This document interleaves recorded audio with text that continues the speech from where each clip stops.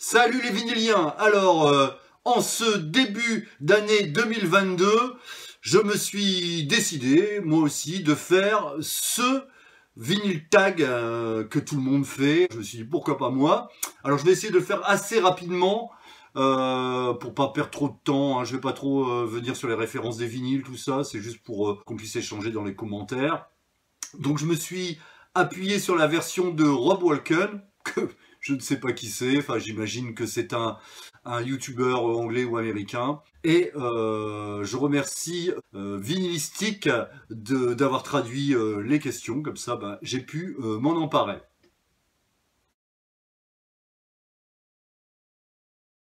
Il s'agit de Electric Wizard avec leur album Wizard Bloody Wizard, sorti en 2017, et on est dans du Doom, hein, du Black Sabbath bien exagéré.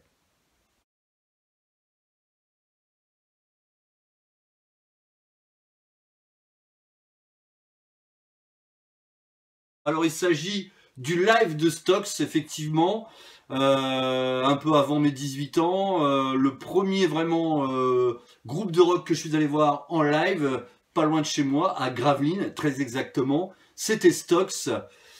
J'en garde un très très bon souvenir. Stox, c'est un groupe français de, on va dire, de rock sudiste, rock bluesy, hard rock bluesy.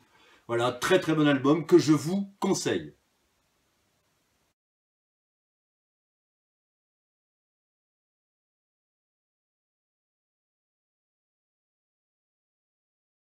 Alors, j'ai choisi un vinyle avec plusieurs duos. Il s'agit du Live in Europe de 1988 de Tina Turner, où la jolie dame chante une chanson en duo avec Robert Gray, enfin, qui joue plutôt de la guitare, je crois. Eric Clapton également, mais surtout David Bowie. Elle chante Tonight et Let's Dance. Ils font un espèce de medley à deux où ils enchaînent les deux morceaux et c'est super sympa. Donc voilà, Tina Turner et David Bowie, entre autres.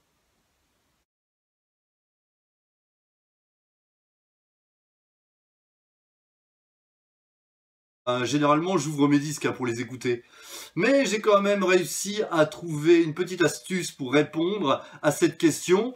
Il s'agit du... Oh, pochette censure, attention. Il s'agit du vinyle de Zoé, mon groupe. Voilà, et comme j'en ai pas mal de vinyles à la maison, hein, j'ai le stock. Obligatoirement, j'en ai plein de scellés. Il s'agit du dernier album qui s'appelle Back into the Light, sorti en 2020 avec une sublime pochette à la photo censurée. Attention, pop, voilà, c'est tout. Ça devrait aller.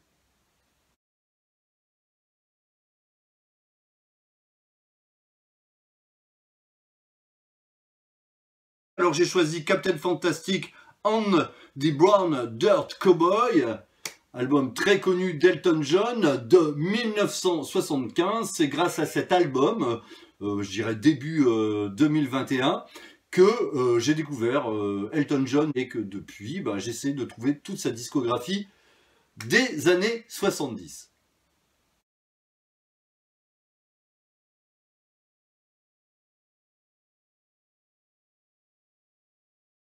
Alors là, c'est très très compliqué, hein. Généralement, quand on achète un vinyle, c'est pour l'écouter.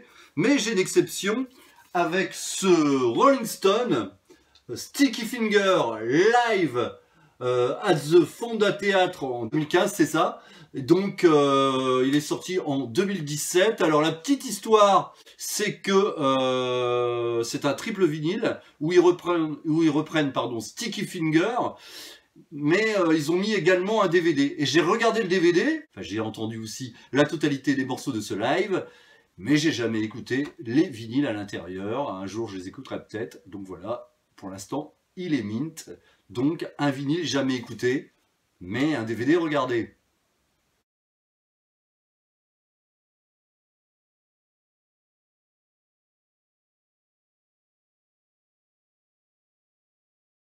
Alors c'est un vinyle qui est sorti en 2019, je vous l'ai déjà présenté.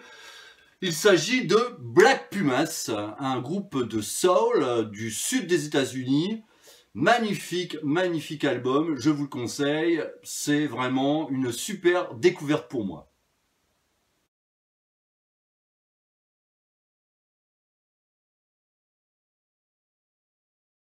J'ai acheté ce live du faux, Strangers in the Night de 1979, un double live, et c'est un vrai régal. Je connaissais pas bien UFO, un petit peu, j'avais un album ou deux, et ce live résume bien le meilleur pour moi d'UFO, c'est-à-dire le UFO des années 70.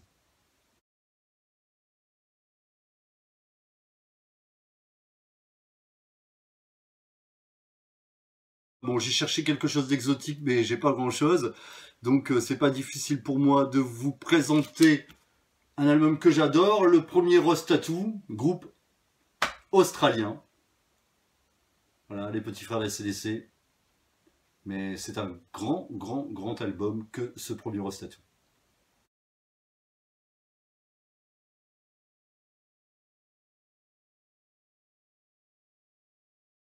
Alors, je vais vous présenter ce Never Forever de Kate Bush. Alors, bien sûr, il y a l'étiquette de prix dessus, et je peux même vous dire le prix exact, et même l'heure, et même la date, puisque je l'ai acheté dans un Emmaüs, et ce qui est vraiment très rigolo, c'est que il y avait encore le ticket de caisse qui...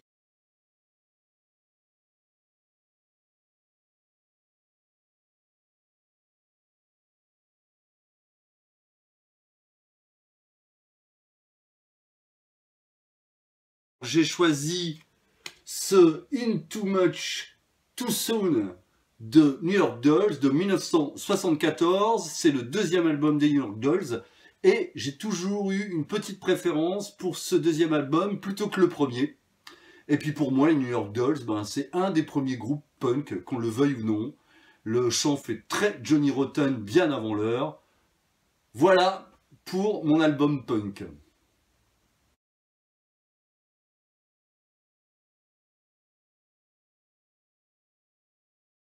Alors il s'agit de Hypnotics, une belle box que ma femme m'a achetée, qui regroupe leurs 3 albums studio, ainsi qu'une compile avec divers raretés, 45 tours, etc. Très très jolie box, je vous en dis pas plus sur ce groupe anglais, méconnu, mais qui est quand même pour moi mythique, je dirais des fins des années 90, du fin des années 80, début des années 90, je vous en parlerai dans une vidéo. Ce groupe mérite vraiment un coup de projecteur. Enfin, certains connaissent J. Jones Review, vous ferez vite le lien, j'en dis pas plus. Donc, ma box Hypnotics, et ça s'appelle Right to Slay, pardon, Recharged. Alors, bon, mon accent anglais est toujours aussi nul. Voilà pour la box.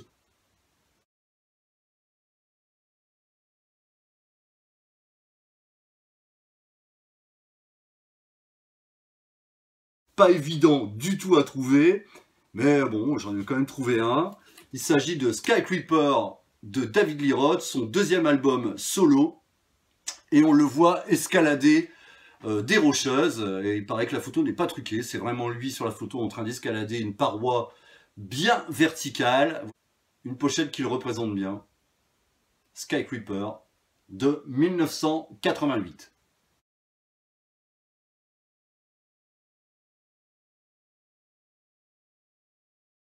Je ne suis pas un grand amateur de musique jazz. Bon, ça vient tout doucement et sur une, je dirais une brocante, un vide-grenier, j'ai trouvé cette compile double album de Sonny Rollin, le fameux saxophoniste. C'est une compile qui date de 1972, hein, on est sur du hard bop, du jazz assez classique, et de temps en temps je me l'écoute, je me le suis même écouté avant la vidéo, parce que comme j'ai dû le préparer, je me suis dit tiens, pourquoi je me l'écouterais pas aujourd'hui? Et c'est très sympathique à écouter.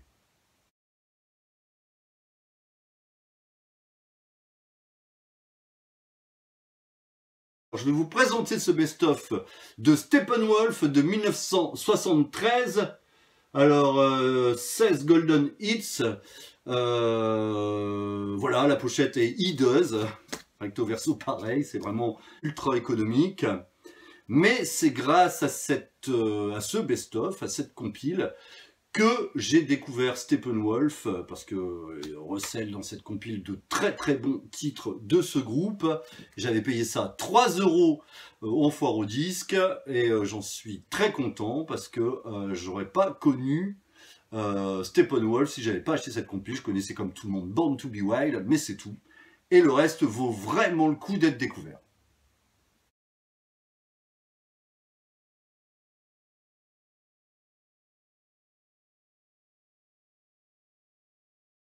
Alors, bon, moi, étant fan des Stones, c'est pas compliqué. Le Some Girls, il y a pas mal de personnes dessus. Alors, j'ai la chance d'avoir trouvé la pochette censurée, plus ou moins, hein, puisque on y trouve Brigitte Bardot, entre autres. Certaines personnes sur cette pochette ne voulaient pas y être. Ils ont dû ressortir une version épurée.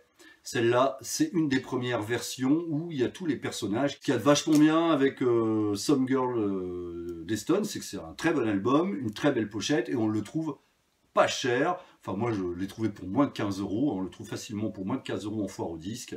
Et on a quand même un superbe album.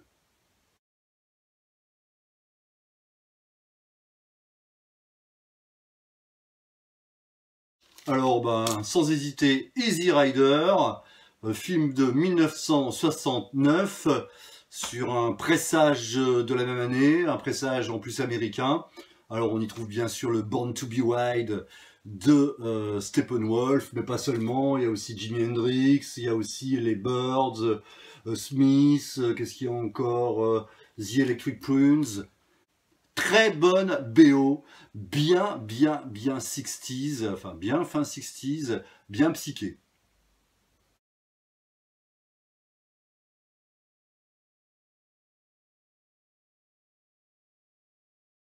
Alors ça, pour être un ami, c'est un ami. Il s'agit de mon pote Abdul, Laurent Abdallah, qui m'a offert Diverdon de Van Halen, l'album qui me manquait.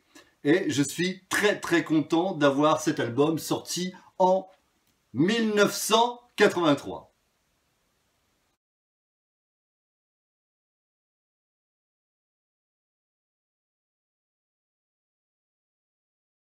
Alors je voulais rendre un hommage, voilà, à notre ami Hank Von Hell. Pour ceux qui ne le connaissent pas, c'est l'ancien chanteur de Turbo Negro qui, en 2018, avait sorti cet album qui s'appelle Egomania, sublime album, bien rock, bien décalé. Il est mort, il est décédé cette année, il me semble. Donc voilà, je voulais lui rendre un petit hommage à travers cette sublime pochette.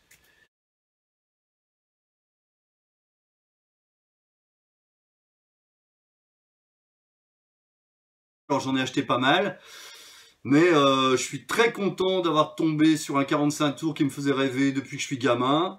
Il s'agit du 45 tours de Johnny Que je t'aime, mais c'est pas pour le Que je t'aime, c'est pour mon titre préféré enregistré par Johnny qui s'appelle Voyage au pays des vivants, qui est un titre hard rock psyché, vraiment très bon. Pour ceux qui aiment pas Johnny, j'oblige à rien, hein, je peux comprendre. Hein, il a fait beaucoup de dubs, il faut le dire, mais il a fait beaucoup de bons trucs aussi. Et ça, c'est vraiment très bon. Les paroles sont très bien aussi, très bien écrites. Je vous conseille d'aller écouter Voyage au pays des vivants de Johnny. Quand je suis tombé sur ce 45 tours en très bon état, c'est sans hésiter que je l'ai pris. Alors, il date de 1969, la meilleure période pour moi de Johnny.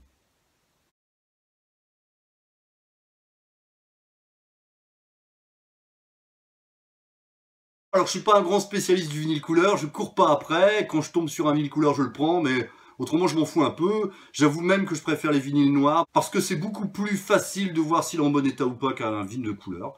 On voit facilement les traces, les rayures sur du noir, alors que sur de la couleur, c'est plus compliqué. Mais bon, voilà, j'avais un vinyle que je voulais vous présenter, un beau vinyle bleu que j'ai acheté 1 € en ressourcerie. Et il s'agit de Tino Rossi, C'est la belle nuit de Noël, avec Petit Papa Noël, mon beau sapin, etc.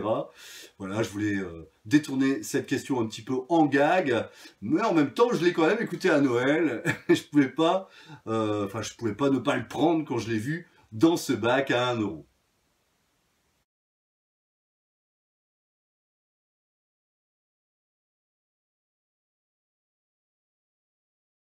Il s'agit de Saint of Sinners. Alors j'aurais pu vous présenter The Number of the Beast d'Iron Maiden, ou qu'est-ce qui est encore sorti en 1982, enfin pas mal d'albums mythiques du hard rock. Mais moi j'aime bien Whitesnake, j'aime bien son côté bluesy, surtout cette période-là, c'est pour moi la meilleure. Parce qu'il y avait deux guitaristes extraordinaires hein, qui sont Marsden et Mickey Moody, hein, deux super guitaristes qui ont un feeling incroyable, qui entouraient David Coverdale. Et cet album-là, c'est avec ça que j'ai découvert, c'est avec cet album-là que j'ai découvert Whitesnake en 1982. Et depuis, j'écoute toujours. J'espère que ce vinyle tag vous a plu. Alors j'ai voulu mettre du rythme, hein. J'ai pas voulu faire quelque chose de trop mou, trop long, trop lent. Hein, je suis pas rentré dans le détail, enfin j'ai essayé de pas rentrer dans le détail. Alors à vous de me dire, voilà, la catégorie que vous aimez, ou les albums que j'ai présentés, que vous aimez tout particulièrement. Et on se voit très bientôt.